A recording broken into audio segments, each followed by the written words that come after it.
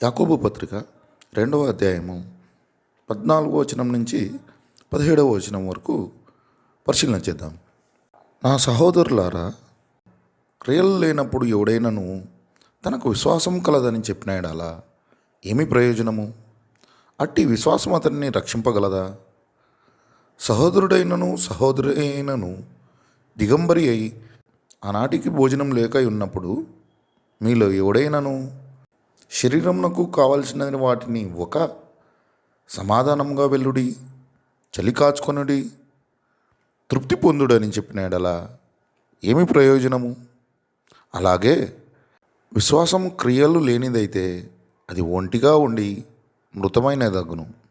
చదువుబడిన ఈ దేవుని మాటలను పరిశీలించినట్లయితే దేవుడు ఒక ఉదాహరణ ద్వారా క్రియలు అంటే ఏంటివో తెలియపరిచినాడు.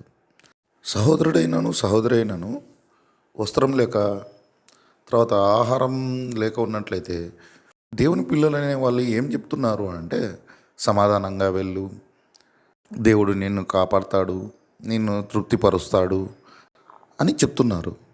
కానీ నీ దగ్గర ఆహారం పెట్టుకొని నువ్వు ఆహారం ఇవ్వడం లేదు, నీ దగ్గర వస్త్రం ఉంచుకొని వస్త్రం ఇవ్వడం లేదు.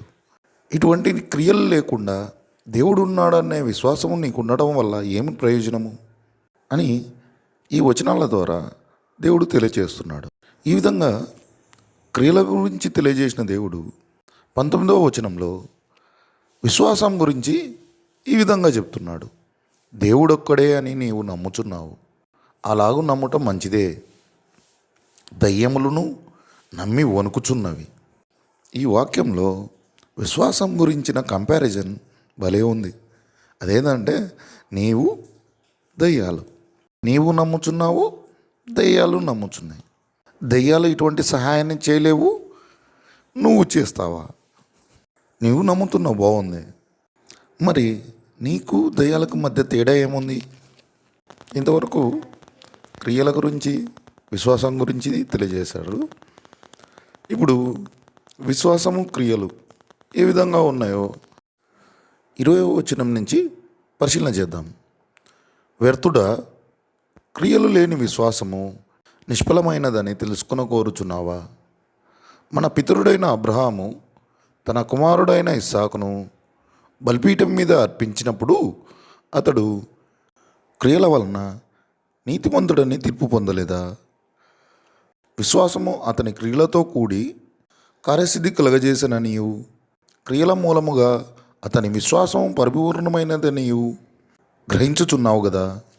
చదవబడిన ఈ వచనాలను పరిశీలించినట్లయితే దేవుడు అబ్రహాం జీవితం ద్వారా అతనికి కలిగిన విశ్వాసాన్ని బట్టి తను ఏ విధంగా దేవుని క్రియలను జరిగించాడో దేవుడు మనకు తెలుపుతున్నాడు.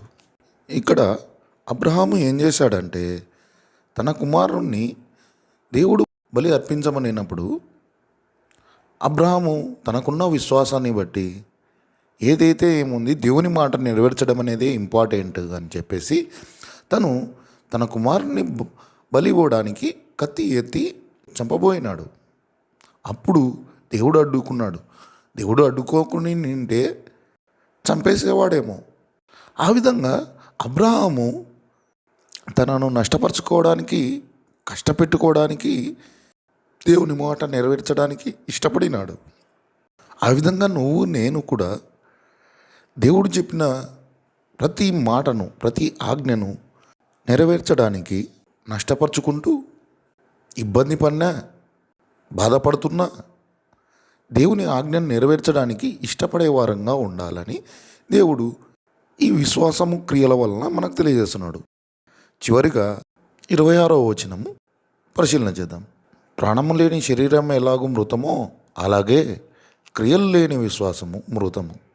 అనగా దేవుడు సత్యమే చెప్పాలి, అబద్ధం ఆడరాదు అని తెలియజేస్తే అనేకులు నిజం చెప్పడం వల్ల వచ్చే ఇబ్బందిని తప్పించుకోవడానికి అబద్ధం చెప్పి ఆ బాధను, ఇబ్బందిని తప్పించుకోవాలని ప్రయత్నిస్తుంటారు.